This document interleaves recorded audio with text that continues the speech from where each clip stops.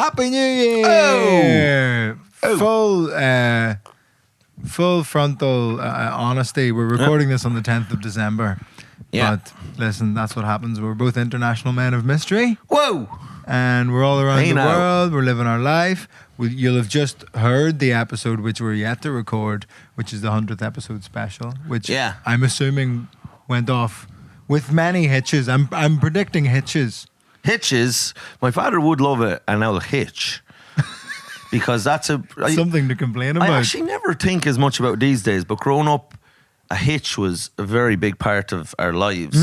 Because you would have to put things like to get the hitch onto the trailer, because you'd have to like hitching your wagon to things. Well, you have a hitch on the end of your tractor, and then there's a way that you press a lever, hydraulic, and then the hitch comes out, but then you have to back into a trailer and lift the hitch up into the little circle on the trailer, and then you've got your trailer on your tractor, and then you're reversing with it, and then there's a horse box. You need a little balled hitch for that, a ball, because the other ones are like a hook hitch. And there's so much hitch in my life growing up, and like the last 10-15 years has been so devoid of hitch. But I think you've replaced the lack of mechanical hitches with the more metaphorical hitches of just things going wrong. Yeah, I suppose that, would you call that a hitch? And then I suppose you've got Will Smith as well. Good movie, funny bit when he has the allergic reaction. Has the what? Allergic reaction. Yeah. He's all swollen up and he's like downing. Yeah, it is great because he's acting all cool, like, oh, I'm the coolest guy ever. And then it's like, no, man, you can also be allergic to things. 100%. And Eva Mendes is there and she's great. Yeah. Have you seen Eva Mendes recently? Has something gone wrong? She's after making snot of herself a little bit. The plastic thing's very interesting, like the big cosmetic surgery thing in LA. Is it just because all of them do it and then therefore, like, in context, they think it looks normal? I think that there's just... That was a crazy noise you just made. Was it? In a good way? Do you want to say positively? Are you giving me a compliment? Yeah. Or are you trying to make me feel self-conscious before I make a great point about things? But it was like... Because sometimes you do like mad mouth noises, but that... And generally it's okay. It's kind of part of the charm of Mike Rice.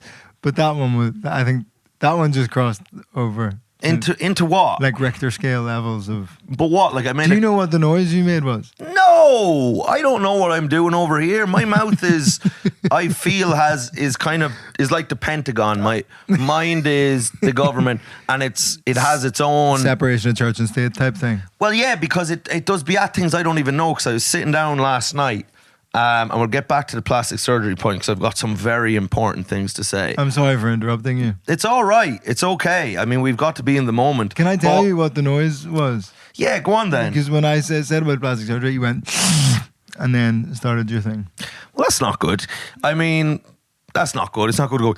It sounds like I'm like that has to be unpleasant for the listener. And I do get people sometimes saying... Just breathe. On the Patreon, kind of like, stop breathing into the mic. Now, the thing is... He is the mic. So where else is he supposed to breathe into? Well, that's right. That's a way of looking at it. He couldn't breathe into the Vittorio. That'd be crazy. That'd be gay. Now... Can't be breathing into another man. Yeah. I mean, the thing is, I am... a mouth breather, a little bit, which of course mouth breathers have been historically lampooned and laughed at and considered kind of troglodytes and ne'er-do-wells and lesser members of society. And, you know, when I'm trying to be conscious, I can breathe through my nose. But if I'm being honest, my natural state is to breathe through my mouth like some sort of dog or a cow. And do you think it has something to do with all the drugs you've put up your nose? Absolutely not, and that's a nasty assumption to have made, because this is going on before I was shoving loads of drugs up my nose. The only time Mike breathes into his nose, it's through a £5 note. It's through a £5 note. And by God, there's never a cleaner inhale. Never do I feel more aerobically satiated. The germs of 1,000 hands flying up your nose. Oh, lad, absolutely. Just imagine the shit that, like, when you really think about it now, when you're huffing up an old line of Charlie that's been cut up with a credit card or whatever. Well, or an Oyster card is the girl. An Oyster that's been tapping on that thing. That's been tapping on every fucking germ-riddled pole on a bus in London. So they're taking that out. That's cutting it up. That's the device that you're using to segment lines. So that's filthy. The coke itself is barely cocaine. It's cut up with every kind of mangled, rotten substance and disease you can think of. And it's on a mirror or a plate or, you know what I mean? Or just a coffee table. Yeah. Of somebody's like grubby flat. Yeah. Awful. And it's truly horrific. There's not a bit of goodness going on. There's not one bit of goodness going on. Then you take it and you're anxious, you can't sleep. And then the fiver. We haven't even got to the fiver yet. So we're going Oyster card, coffee table. Yeah. Fiver. Yeah. Fivers have been everywhere. Like the fact that I don't have AIDS is a miracle. It's a sign from God that you are an important person. Yeah. Who deserves to be alive. He's not chosen to say me. that God is punishing anyone with AIDS. No. That was like people did say that. That was unavoidably implied by what I said. And but during the 80s there was, well, God hates the guys. God does hate the gays. Does he though? I think he seems to have gotten on board with them a bit more. Maybe he watched Drag Race or something. Well, you think God watched RuPaul's Drag Race? I think so, yeah. Because I suppose that was a paradigm shifting piece of television where people were like, you know what? Fucking sucking cock, there's nothing cooler. I don't know if that's what I got from it. I got lip syncing is boring as fuck and I hate it, but some of it's funny. Whoa. Have you watched RuPaul's Drag Race? Do you know what? It came on the TV there one day and then I don't know what came over me. I just fucking bet the shit out of the TV. Shut the fuck up. I just a rage. So that was as much as I saw, but I don't know where that came from. And you saw shards of it flying into the air. Yeah, just shards of RuPaul's head flying into the air. Fuck off. No, someone put it on there recently and it was on for like a couple of minutes. And because my roommate was like, oh, I love this show and it's great. And then I watched it for a few minutes and it is infuriating. There is an anger that comes up in me, and I think it's a comedian thing. I don't know what it is. Go on, tell me what was happening in your body. Well, and mind they and all soul? look like, for one thing, it looks just kind of like an odd kind of Willy Wonka's chocolate factory of people. Yeah. Do you know what I mean? They're all kind of orange and they look otherworldly, and then they're kind of all have bad attitudes, and they're like terrible attitudes. And like they're nasty characters. They're the nastiest, meanest. Like it's like, can someone be sound here and be a bit down to earth? Because there's just the sass level is off the fucking scale. I'd love if one of them just showed up and was like, all right. Yeah. I just really like doing this, and I think it's really cool. I'm really glad to be here. That's right. My name's Mary from Mayo, and do you know what? Thanks a million for the opportunity, lads. You're dead on. And then fucking, start, twerking and... Yeah, fuck you, big TV production companies. Stop making RuPaul's Drag Race. The Rose of Tralee should be on Netflix. That's right, yeah. I mean... Yeah, no, it shouldn't. I mean, the Rose of Tralee should be probably kind of Dresden style in World War II. Just, yeah, I think. What? Yeah. Arguably a more destructive bombing campaign than whatever happened in Japan. Well, you see, no, it wasn't. So this is the thing that people get wrong about World War II, is that they say, oh, Hiroshima and Nagasaki, which, to be fair, both of those moves were nasty, nasty pieces of work. I'm going to say it right now. Unkind. The nuclear bombing of Japan was rude. It was just, impolite, uncouth. It was petty. It was a petty little jab, and there was no need for it. And America, egg was on your chin for doing it. All right? You didn't come out smelling the roses doing that. But what people don't talk about... Is Chin one of the Japanese people? Huh? Egg on chin. There's a fella called Chin covered in eggs. It's just like, I don't know. I think I got away quite lightly after the nuclear attack, to be honest. I'm just covered in eggs. I'm just covered in eggs.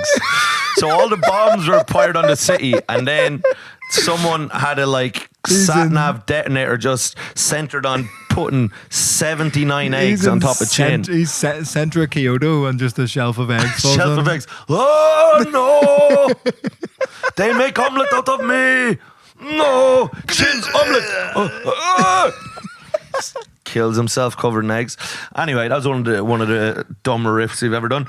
But no, it's not. No, it's not. It's actually pretty coherent and good. There was quite a lot of stuff going on. We named the Japanese city and all. It was good. But what I was going to say to you about the World War II. So before they dropped those 2 bombs, which again, nasty business, they went on a bombing campaign in Tokyo and just absolutely leveled the fucking city, killing, I believe, you can look this up, I believe 300,000 people they killed in just like an absolute fucking firebomb leveling of that city, which was more than in either of the 2 nuclear bombs. Is that why Tokyo's like uber modern? Yeah, they had to completely fucking rebuild the place. Wow. They made absolute snot of the place. And then Phil Knight, the creator of Nike, went there in 1962 and did a deal with a shoe company called Honest Notoko, and that was the start of the Nike company, because I've just finished reading the book Shoe Dog, which is about Phil Knight, the creator of Nike. Yeah, you've mentioned it. This is the whatever book you're reading gets mentioned on every podcast. Well, I'm always aware of what book you're reading. It's the only filter I can see life through now. It's Nike. It's through the eyes of Phil Knight, the Oregon-based creator of Nike. What's next on your? Also, just quickly, what was the name of that Japanese shoe company again? Onosotoko.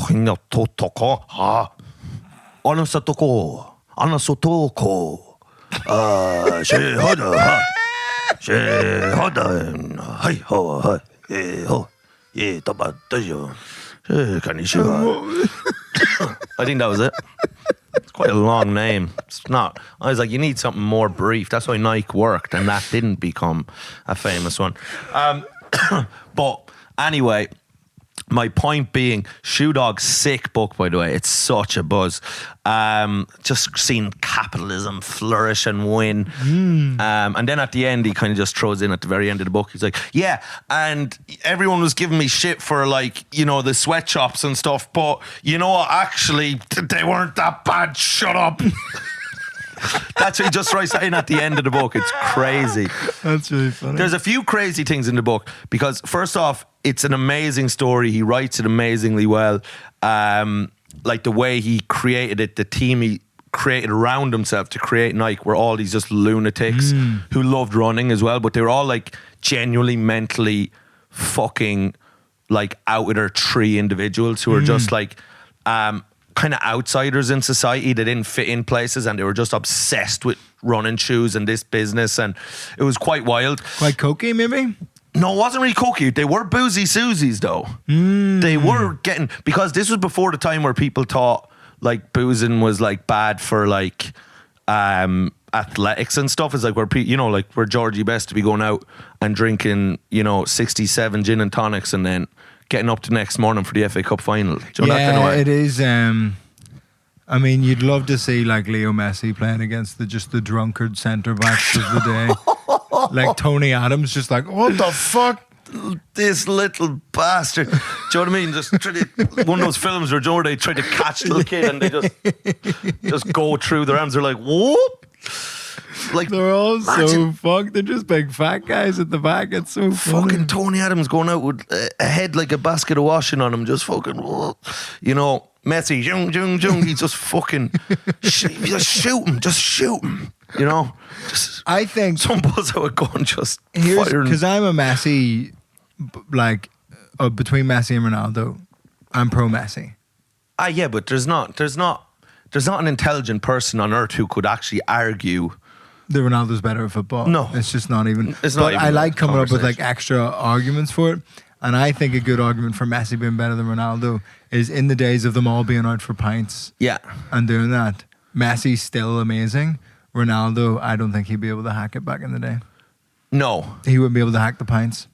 Absolutely not. He'd be fucking. Ronaldo needed to live a life where he didn't put one bad thing in his body. He needed absolute perfection. Just every little thing he had in his diet and everything. Novak Djokovic is the exact same. Whereas Messi, all Messi needed was the love of the game and growth hormones. All Messi needed was a fucking bucket full of steroids. You know, early enough in his life that it's not against the rules. Yeah, absolutely. ride it up, Arnie Schwarzenegger style. He was so strong as well, Messi, for his size. He was a little bull trying to get that cunt off the ball with any of those little cunts. Like Iniesta, Xavi, Messi. It's like trying to fucking, is literally trying to push a rock. They're so solid. Yeah. It was a nightmare. So solid crew. Because you see other little small players like, Aaron Lennon or Michael Owen when he was around, or these English players. Sean Wright Phillips. Yeah. And like they were fast and everything. But Theo Walcott, dweebs. You'd kick them. You'd kick them into next week. Americans. Small South Americans are strong as fuck. Alexis Sanchez, Luis Suarez, Leo Messi, Diego Maradona. Yeah. Small South Americans are little. Because they've got this little kind of, they've chunky upper bodies and they've got little fucking. They've got hoops on them. Thick bums. They've got BBLs. You need those little BBL Drizzy. BBL Drizzy. Do you know that song? No. It was part of the diss campaign against was it Kendrick? Drake. No, it was this guy Metro Boomin who was part of the whole anti-Drake. He was the producer on the first shot fired in the beef, which was a song called Like That, which was Future, Metro Boomin, and then Kendrick came in on that song, which is a massive hit. And said, because in a Drake song they had said that the big three were Drake, Kendrick, and J. Cole. And then he goes, fuck your big three, N-word, it's just big me. They go, whop, whop, whop, whop. Which I am kind of on board with. I'm not a huge rap guy. I'm not in and amongst it or whatever, but I do think Kendrick is just head and shoulders above everybody else. Kendrick is messy. Yeah, it's just. You know what I mean? Okay. Drake's Ronaldo. Yeah, you can all do it. They're both rapists. And that's where the similarities end. They're just both massive rapists. Speaking of which, wait, no, there was too many loops. I know there's so many loops. There's so many loops. But I think we give up on actually. If we remember any to go back to, but we're just freestyling right now into the netherworld, and I say we just go full ADHD.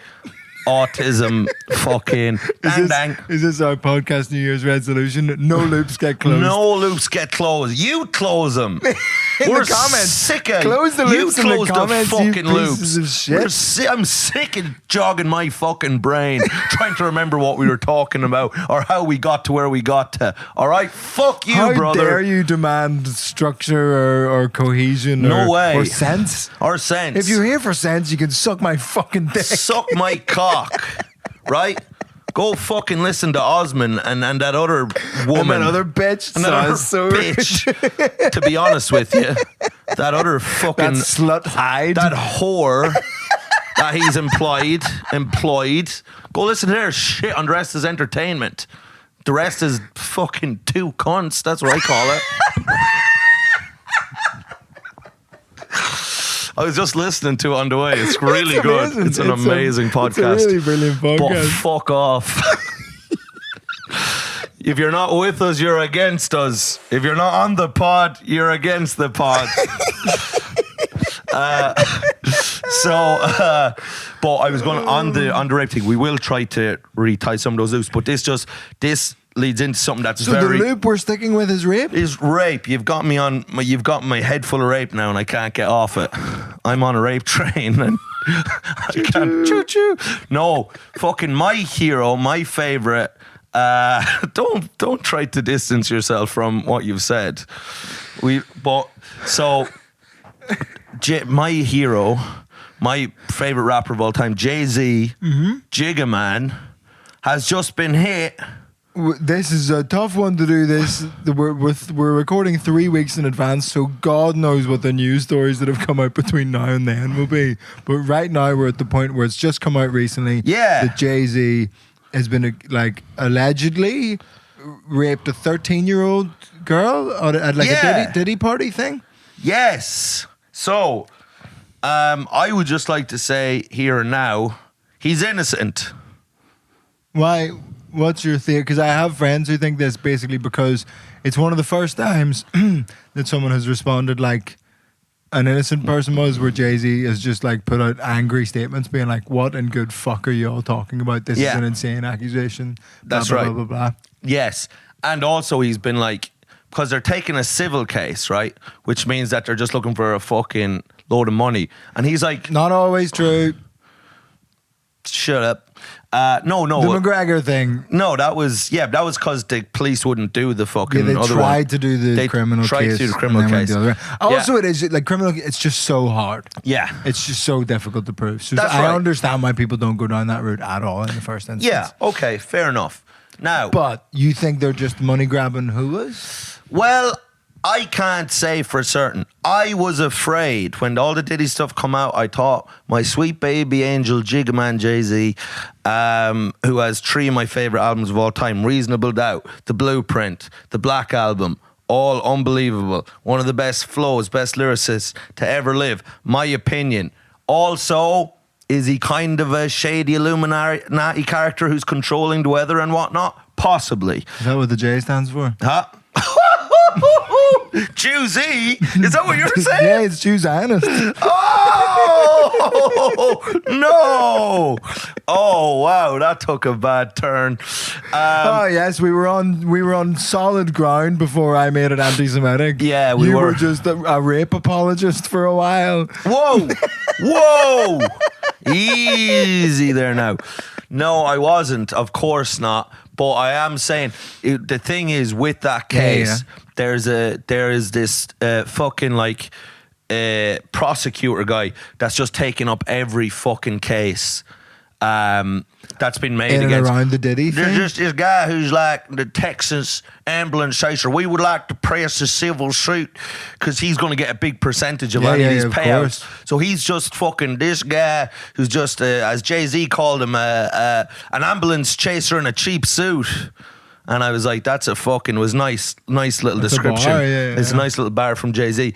But this guy is just like, we would like to file a civil lawsuit against, we would like some 20 million damages. I'll keep my 20% of that. So he's just, this lad's trying to make a fortune out of all these fucking, like he's filed like something like 120 suits against Diddy now at the minute. Yeah. And he's trying to line his pockets. Now, at the same time, around the year 2000, which is the time it's been accused of happening, Jay-Z definitely did stab someone.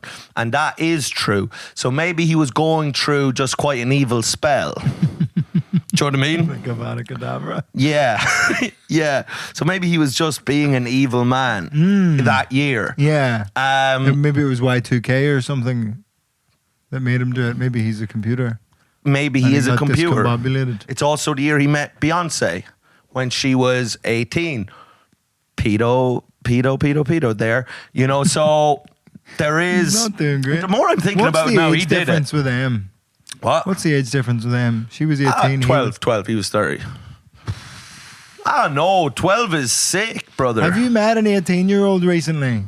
No, but I've listed. No, I'm joking. Like, what? They're children. I know they're not children, but they are. Yeah. No, I'm with you. Mad. An 18-year-old. Yeah. Picking her up from school and all. Yes. But you've got to understand that. You ever in a nightclub and you see like uni kids and you're like, ah. Yes, right. I know. But you have to understand you are also repulsed by every type of, sexual creature. So you're not really one to talk because you don't really, do you know what I mean? I'm a nothingophile. You're a nothingophile. Yeah. You're like the spiritual concept of, I think they have a word for it in... Being a legend. No. But they have a word for it in Japan. I think it's called ennui or something like that. Thierry ennui. Yeah. so toddler's favorite footballer, Thierry ennui. But there is the concept of ennui, which is like in don't hear it. I can't hear it as anything ennui. Yeah. Well, what is ennui? It sounds more French than it does Japanese. So I may be mispronouncing it, but it's this concept of like. Is it ENNUI? Is that what? That's what's coming into my head. ENNUI, yes. Yeah. Yes. So it kind of means basically the oneness the nothingness, kind of like just this kind of like that we are all, everything is one and we all are kind of nothing in a way, and it's kind of just... Sorry, did Russell Brand just take over your body for a second? Did Russell Brand just take over your body for a second? The oneness of it all. The wondrous simplicity of the synchronicities of the symbolisms in the hierarchies of the mind. It's so wonderful. The establishment creating narratives that are quite baroque and insinuating of procrastinating and prognosticating values. Oh, yeah, great point there, Russell. Yeah, thanks for saying that. Yeah, good. Someone had to say it and you said it, lad. No, but so what I'm saying is that's your sexuality is kind of like, is just a kind of a nothing, a one, just kind of, you're kind of, you get satiated like sexually by just kind of existing. So you don't require the pleasures of the flesh.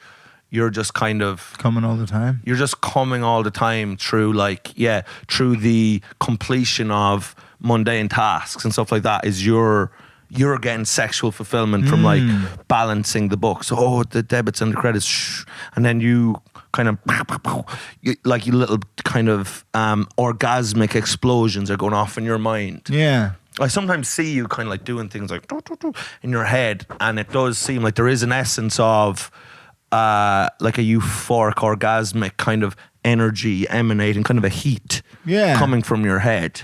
Yeah. Well, the thing is, the word organized and the word orgasm are actually very closely linked from the same Latin root. Yes. They're one and the same in my mind. That's right. Organization and orgasms. Yes. Organisms. Yeah, I'm an organism.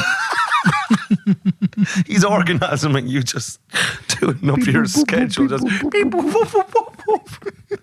just jizz drizzling out your ears.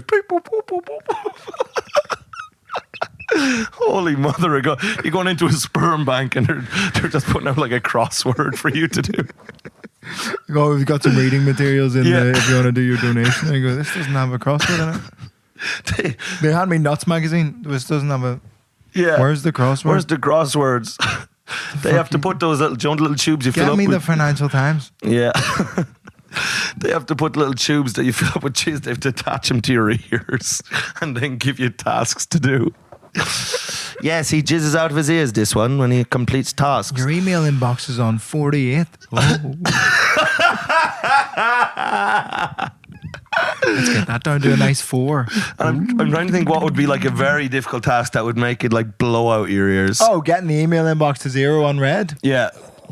That would be you like literally just like shooting out your ears like a fucking oil strike. Yeah. Oh, fuck me. Jay-Z's had these allegations come out. You flipped and flapped across this conversation. Now I'm saying he's guilty. Yeah. Now actually, do you know what? He is guilty. The thing is as well, like, see with all this stuff, and obviously false allegations do happen, but you sort of think there is an argument of like there's no smoke without fire in terms of like if any of that came out about me, there wouldn't even be a question. Like, you know what I mean? Like, right. It just couldn't. You know what I mean? And I'm not. I don't know. Like, you should be allowed to go to parties and you should be allowed to like sleep around if it's all consensual and all that stuff. Blah blah blah blah blah. But you like, I don't know. I just can't imagine a world where I'm like doing shit that like might even nearly end up with that kind of stuff. You know what I mean? Yeah, well, that's because you spend your time just fucking kind of like standing close to windows, completing tasks. But you've been a shaggy boy at various times in your life. Yes. But I just don't like. There's just no. That's right. You know what I mean? I do know what you mean. What I would say is when you're as rich as Jay-Z, now he's been in the game out 30 years. There's never been one allegation till now.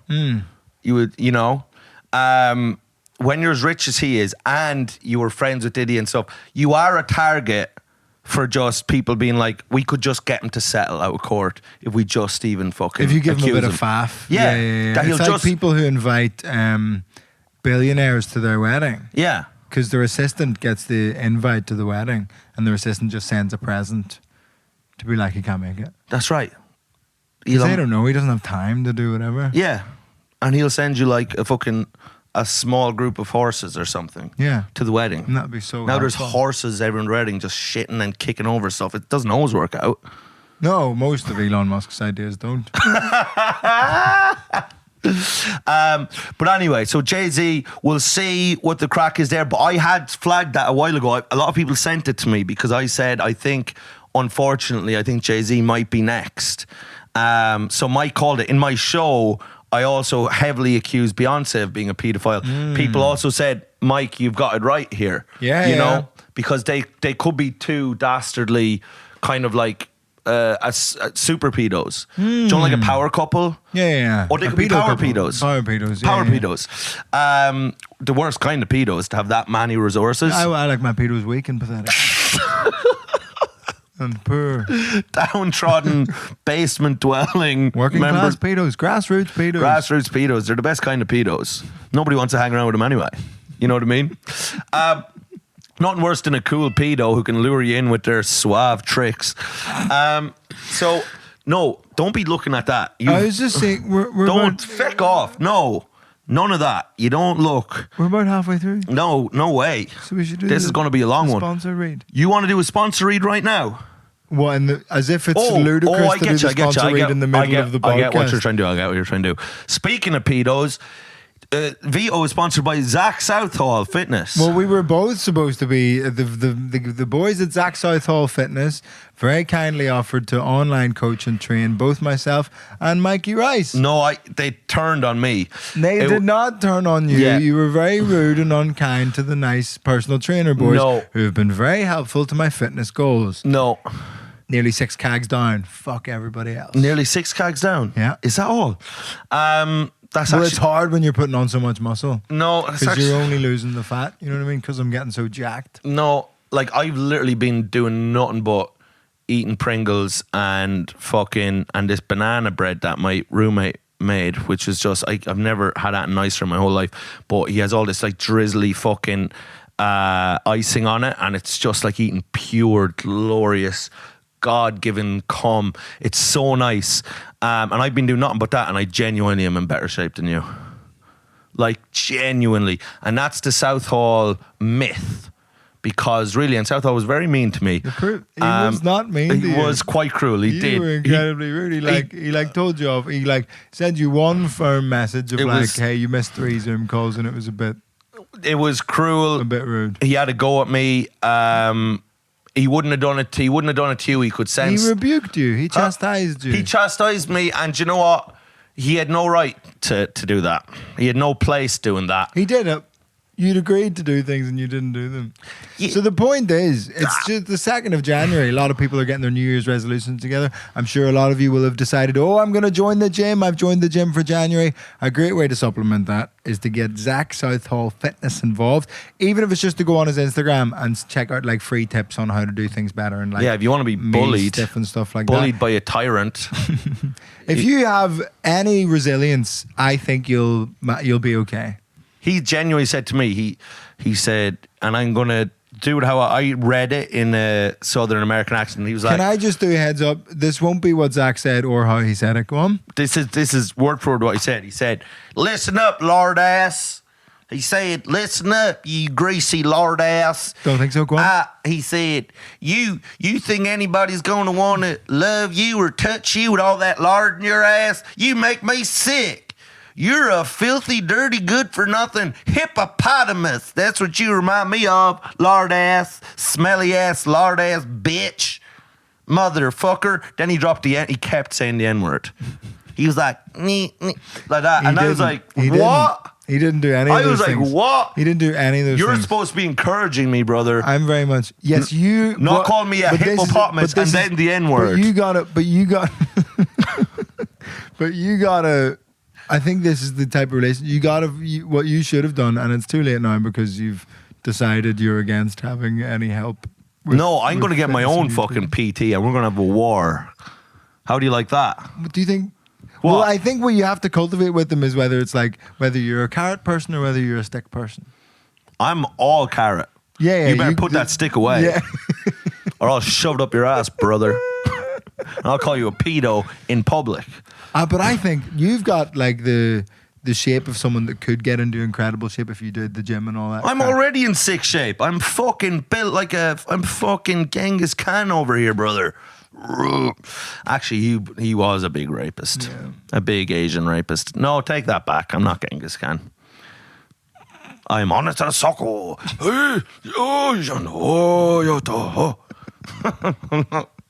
They're a shoe company.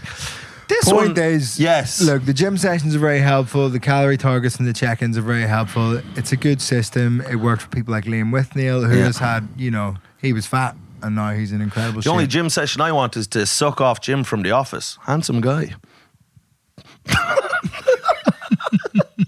Nice. Come on, that's a bit of fun. The links will be in the description. Go check out with Zach Southall's thing, both for free and via the paid online coaching type stuff. It's very helpful. I would recommend. And as you'll see, Mike will keep getting fatter and fatter, and I'll just get absolutely tonk, and it'll be great for a laugh. I'm boozing. I'm eating shite. I've never felt better. I'm still boozing. Huh? I'm still boozing, but I'm just... Yeah, but you're not doing it like me. I'm like a little sucky calf. Everyone says how good at boozing I am. You're end of ad read. What are you sucking on at the minute? Well, I mean, so Sunday was the end of my tour. Woo! Congratulations, Woo! Michael. Nice. So I ended my tour of going around like Jesus to different towns in the UK and Ireland and spreading the brotherhood. And a lot of brothers out, sisters too, and it was a good show. Do you find it's more boys than ladies at your shows, or is it a strong mix? It's a strong mix. I'd say if you had to say which way it was leaning, it would probably be leaning male, which, is just, listen, I'm here for the brothers. You know what I mean? Now, I'm here for the girlies. I'm probably a slight skew the other way. Girls can be pimps too, as Jay-Z famously said. Girls can be pimps too. No. So go on, brush your shoulders off. Yeah. In hindsight, he should have maybe said ladies or women. Do you know what I mean? Because girls implies. So, history can't be kind to everyone. Nor should it be. Nor should it be. It needs to give some people their due. So, listen now. I had my last show, and then afterwards I just said, you know what? So it was at the Top Secret Comedy Club. That's right. Very exciting. Yes. Finished show. You always expect in your head, it's like, last show is going to be the best show, but it's not the best show. Underwhelming. Yeah. So then I was like, there'll be, jizz flowing from the ceilings onto the crowd, and they'll all be like, ah. The problem is the audience, to them, it's just like, yeah, the show that they've booked to see. That's right. And they don't care. They haven't done it 80 times or whatever. They couldn't give a flying fuck. I came out and I said, it's my last show of the tour. And they were kind of like, what? And I was like, none of ye care. I was immediately sulking. Yeah, you turn on them straight away. I turned on them straight because away. You want it to be such a big moment in your mind. You're like, this is it, we do it. You want to be carried out. You want people, standing ovation as you walk on. Yeah. You want claps for the whole tour, but they're just giving you claps for that evening. That's right. And that's rude of them. As rude of them. They didn't really care. Now, it was a half hour on a Sunday, so people are in kind of like... Yeah, that's a crazy expectation to have of any chance of that being the best show of the tour. That's right. So they are just after coming off of eating 6 to 7 mince pies after their fucking roast goose dinner, so they're not in complete fucking party mode. But I came on, I was like, yes, my last show of the tour, and they were kind of... So then I was kind of sulking for a lot of the show, I think, and I was like, just kind of being like, just like, oh, well, you're not even liking this that much. You know what I mean? I was like, this should be so much better. I think I said that a few times. Like, this should be so much better than this. This is bullshit, which is kind of funny. I've gotten into this thing on stage. I'll just be like, I'll say stuff and I'll just be like, if I don't get reaction, I'll be like, lads, I don't know what more you want from me. Because that was really good crack what I just did there. And it just reflects poorly on you, to be honest. It really does. You've made yourselves look stupid with that reaction. I think I had a similar experience at my my last London show of the tour. Yeah. At Clapham Grand. It was just kind of... It was grand. It was underwhelming, I would say. And And one of those, I think I just, you know, when you just catch the wrong bit of like burnout or whatever, it happened that day, where it was like, good show. I was aware that like the audience liked it and people were nice about it afterwards. But I was just like, oh, I felt nothing. So that's okay. On to the next one. What I felt was, because I was coming, I had just flown back from Dublin that day from doing 2 shows at the Ambassador Theatre with Willa White. Willa is an absolute legend. He's going to come on the pod actually. It would be unreal to have him on. One of the maddest cunts ever, but really cool. Oh, great guy, great storyteller. But anyway, it was his Christmas shows, and you can imagine now the crowd were eating the chairs. Ooh. There's one of the most coked up crowds. The Saturday night, I mean, these people, it was fucking say hello to my little friend. Like they were all just Tony Montana. They were all gone Cuban from the coke. Yeah. They were just all rustling around. I don't call him Willow White for no reason. Nice. But they were all literally just roaming around, fucking just like what you said, Chico. They're all gone full Scarface around the place, and you're just trying to do a gig to these fuckers. And it was, you might as well be fucking shouting into the toilet. Like, you might as well be doing your set into the toilet bowl as trying to do it for these fuckers. Yeah. But anyway, then I came to London the next day for the final show. I'm a little bit tired, and I kind of need, what I need really is the audience to fucking, you know, like put me up. Because they can switch you on in that first moment. You go like, that's right. If they give me, I need them to like put me on their fucking, you know, shoulders. You just need a bit. There's some shows where you just need a bit more from them, and then you'll rise to them. But there's some shows where you can pull it out of them, and you have it, and you can like pull it out of them. But like, that's not always on the cards. We get by with a little help from my friends, and we need them. It's a very symbiotic relationship. Yes. Do you ever like have a show where you're like doing stuff so much better than you normally do, and it's like it's only because they were laughing more? It's because they give you the love and they give you license to go full throttle. To be yourself. Because you're not self-conscious. That's right. And you can be more of a silly goose. I like to scurry around a lot on the stage like this, like a little beetle. Will you play in the kind of like, whoa, like no matter, like if the laughs are rolling, you've got time. And you've got time to think as well, where it's not just like silent between jokes, where you're like, you've got time to be like, oh, I can go do this next, I can do that. Like you just are so on top. You're in the pocket. That's what the feeling is. You're in the pocket. What I like to do now is I like to throw a few karate kicks out. After jokes, I'll go, yeah. I like that. And I'll just like throw little kicks around. I had one kick in my first show, but no kicks in my second show. No kicks? Not one kick? No kicks, I don't think. That's the audience for being shortchanged. I lie down at one point, but I don't kick. You lie down? Have I seen you lie down? I would Or did you add that in? I think you must have seen me lie down. That's as lazy as it gets. The show? Huh? I lie down at I've one seen point. the show twice. Where? Well, in Edinburgh. I wasn't lying down in Edinburgh, I don't think. No, and then I'd also seen it. You saw the Top Secret like very, very early. No, I saw it very early. I saw it in Edinburgh, and then I saw most of it in Vicar Street. Oh yes, but you had to go double up and perform to 30 tourists. Yeah, I did. Yeah, I did have to do that because listen, shut up. And, you know, I regretted that at the time, so let's not go into it. It was me who suffered. So you're lying down, and is it just a specific time of the show that you get very tired? No. It's only for like maybe 10 seconds I lie down. Right. Just for a bit of a wee joke. Oh. And it gets such a big laugh just because I start, like it's in the middle of a sentence, I just lie down on my back. Yeah, that is fun. Didn't you say you wanted to do a whole show lying down? I thought that would be really funny, just looking up at the ceiling. Right. Yeah. That's one of those ones where I think you think, and I think you think these things sometimes, these kind of things that are conceptually funny, but are not actually gonna get big responses in the room. Do you know what I mean? Because if you think about it, if you were just to lie down like that, you're taking away your whole face from the performance. I would maybe have like a mirror, a camera mounted like in a science class, looking down at my face, and it would be on screens. Right. Yeah. Look, this is an intervention now. Don't do that. It's fucking stupid. That's a really stupid idea, and I'm telling you, don't do it, and it'll be bad if you do it. Okay?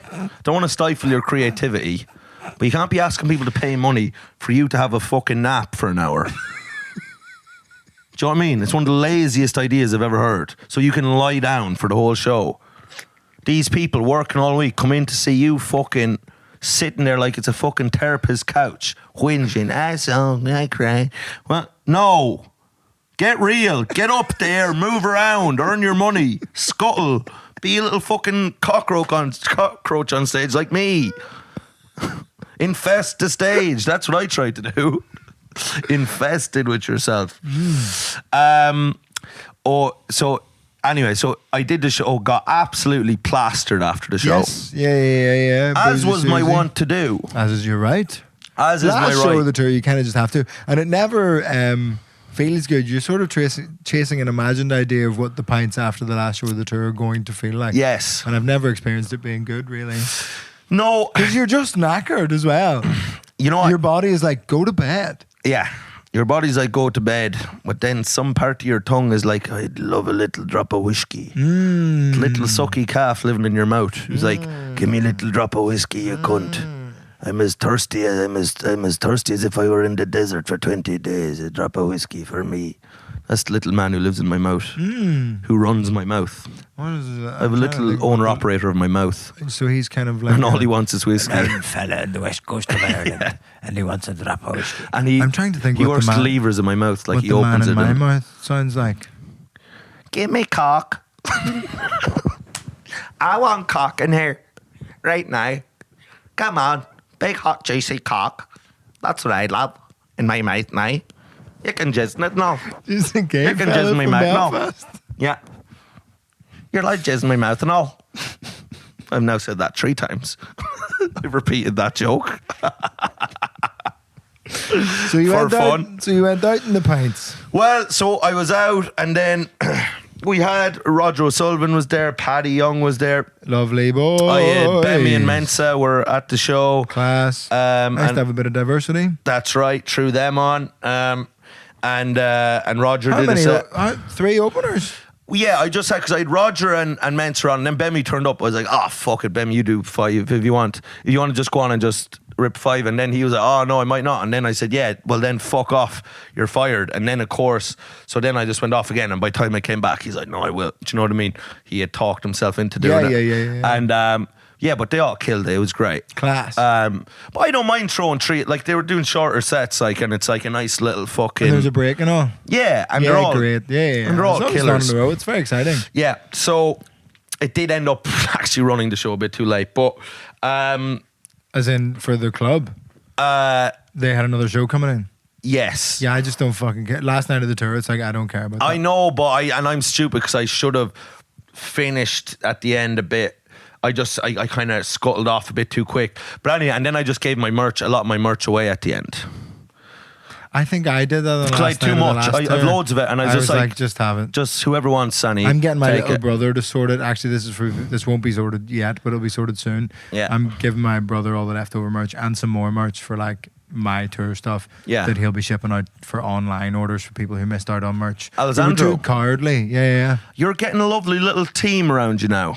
Of family. Little Kabbalah family. Little members. Kabbalah family. I love nepotism. It's one of my favourite things. I mean, I'd be all up for it. It's just I couldn't get no one in my family would work for me. You can get my people to do it, you know. The Angelones. I reckon Alessandro would be up for shipping your merch for you. Right, I could. Right, okay, yeah. Maybe I'll get Alessandro. on the team. He does have lovely curly hair. He does, yeah. Yeah. And he did a good Movember campaign in November. And did he? Yeah. He's a wife. You gotta be giving people jobs if they have wives. He's got a wife to provide for, lad. Exactly. An Australian wife. An Australian wife. The worst kind of wife you can get. A racist Australian wife. They spin the other way. Yeah. Why are they spinning? Who knows? We don't fucking Alessandro wants to so many immigrants in Belfast. It's like, you're an immigrant in Belfast. Why did I marry this wife? I shouldn't have got an Australian wife. Alessandro, eat my ass. Oh, for fuck's sake. Not in front of my parents. Do it now. Go down under. Nightmare marrying Australians. We're stopping. What? It's the first time we've referenced my brother's wife. Stop she's lovely. Big fan. Can't stop till it's fully eaten. Yeah, but you can't actually eat your arse. Let's draw a line in the sand. Oh, fucking love sand. I'm from Oz. There's no even sand in us, so it doesn't make sense. But anyway.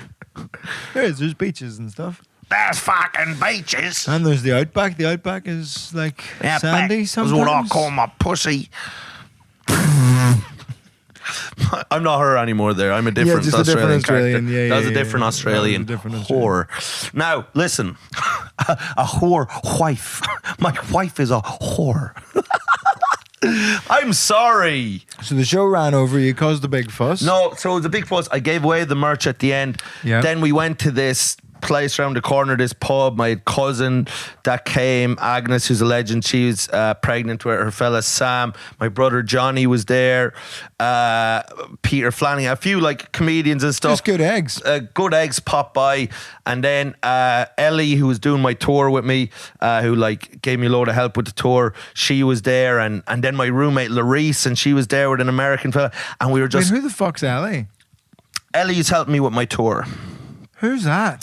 She's a girl who messaged me on Instagram. Was like, oh, and just like if you need help. She was like, "Do you need any help with the tour?" Nice. You've got a new person. I can do some stuff. She just did kind of poster stuff and website stuff. Great.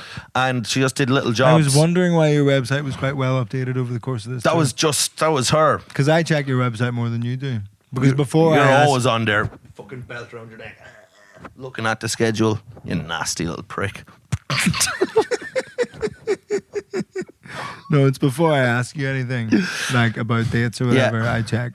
I know, yeah. You're like, and even after you tell me you're free, I double check your website to make sure you're free. Do you know what? You remind me of my little brother Nimnook, who's almost certainly fucking autismed up to the gills.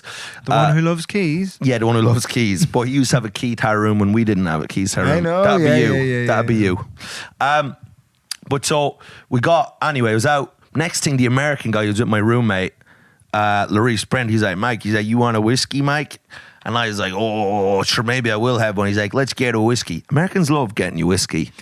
If you're Irish, you're like... If it's classy, it's like a classy thing for Americans to do, whereas in Ireland, the whiskey's just kind of whiskey. Yeah. Like it doesn't matter, but to Americans, whiskey's like a classy thing to buy someone. That's right. So you want a whiskey, Mike? So then, anyway, I guess the whiskey... So once I drink the whiskey now, I'm in full sucky calf mode. You drink the whiskey drink, you drink the vodka drink. You drink the... That's right. You sing the songs that remind you of the good times. You sing the songs that remind you of the bad times. Who was that? Oh, Get Knocked Down. It's Chumbawamba, obviously. Get Up Again. One of the greatest artists of all time. That is it. They were big one-hit wonders, were they? Tub Thumping is the name of the song. Tub Thumping? It's not called I Get Knocked Down. It's called Tub Thumping. Isn't that crazy? Thumping Tubs. Thumping Tubs. In my head, I just think of boxing Ryan Tubridy in the face. Just not against it. Tub thumping. So anyway, it just ended up getting absolutely fucking bamboozled. Went down to the Bill Murray den because a load of the cowards went home. Roger and Paddy Young was there, and they were like, "Oh, we have to go home." I was like, "Scum." And I was like, "You fucking pussies," you know. I was being very unreasonable. I was like, "What the fuck? This is my big night. This is I've just finished my tour. You forget no one else has finished their tour. I finished my tour. It's quite lonely in that way. You're the only one who it matters to." I'm like, a big night. So we were on Ellie now. She was all about it. She'd brought me a cake and flowers. Lovely girl. And she was like, "That's lovely." Yeah. And genuinely, I've been like, because it is a hard thing where like you bump into comedians every so often when you've been touring and stuff.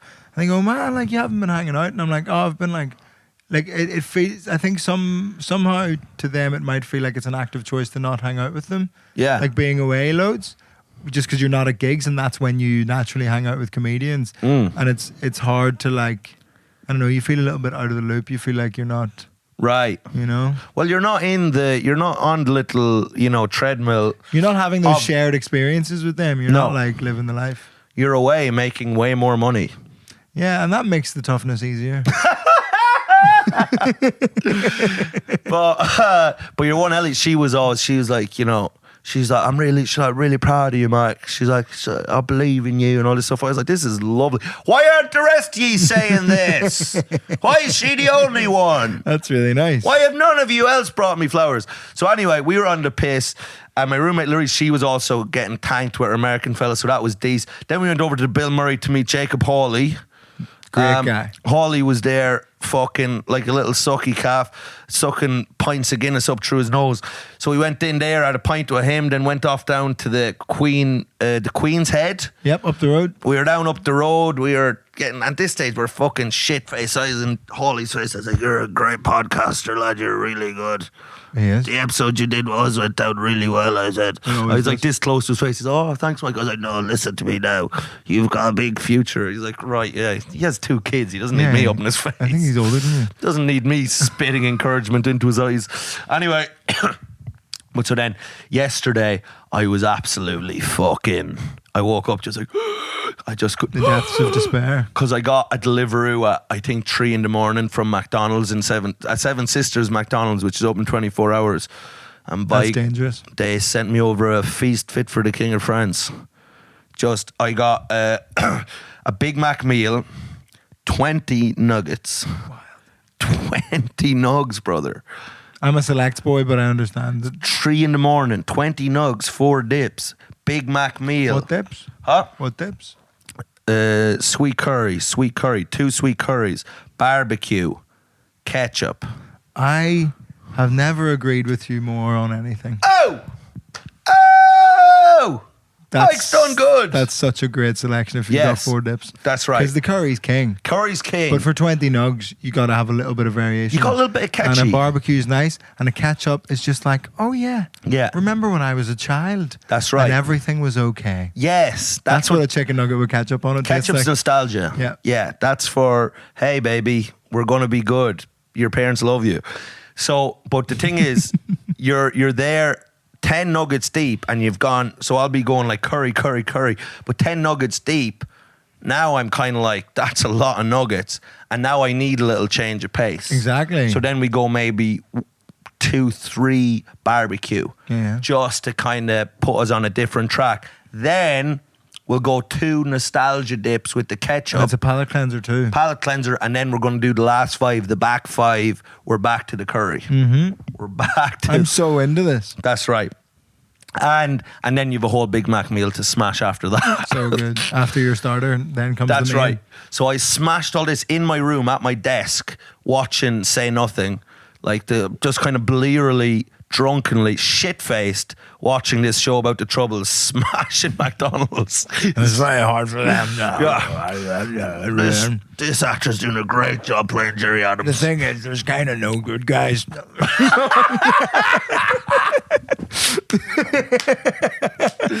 Just I love there's no good guys. Go back to the curry. You know what I mean? So I'm sitting there smashing this. I like I said, I'm like Louis XVI, King of France here, eating this meal. And then just kind of like lightly just fuck all the stuff off the table at the end, just onto my bedroom floor, and go over and just pass out. Just big on my toddler bed. vibes. And I literally wake up and it's like the fucking... In a pile of your own filth. Oh, like, but just like, you know that... You know what strike me is because I'll down a bottle of water when I get in from a night out. Yeah. I'll fucking...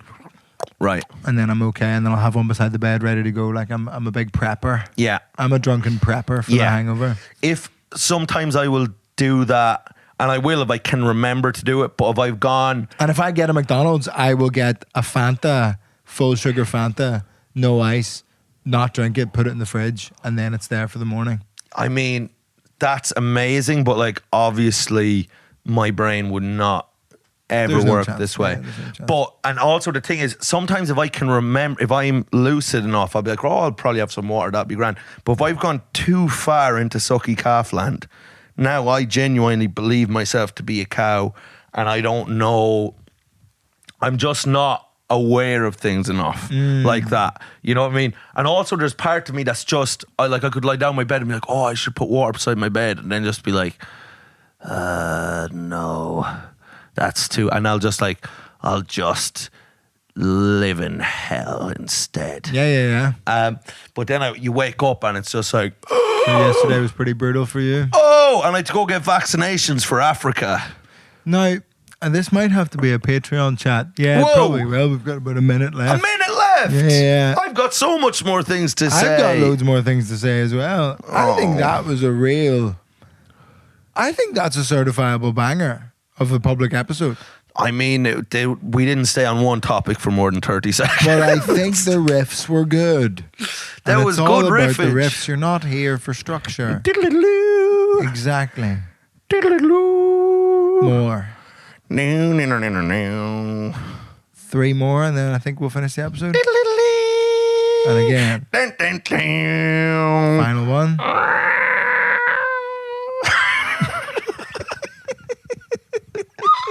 Bold choice for the final one, I would say. Yeah, I had to swing for the fences, brother. Point is, sign up to the Patreon, patreon.com/parenting. Yes, I've got some great stories for you in the Patreon. I've got some good touring stories for the Patreon. Me too. It's just £3 a month, and it'll help Mike afford to fucking wash his golf trousers at some point. Hey, I did wash these actually. When? They're just dirty again. I'm going to buy into some new clothes, actually. I need to buy. I'm so fucking. My jacket's falling apart. Patreon.com/parenting. Extra episode every single month. All sorts of good shit over there. And sign up to our mailing list for future tour announcements. Yeah. We'll both be doing the Fringe. We'll announce that over there. All right. It's all very exciting. Very exciting. So see you over on the Patreon. Patreon.com/parenting. Nice. Shut up. We love you. Fuck off.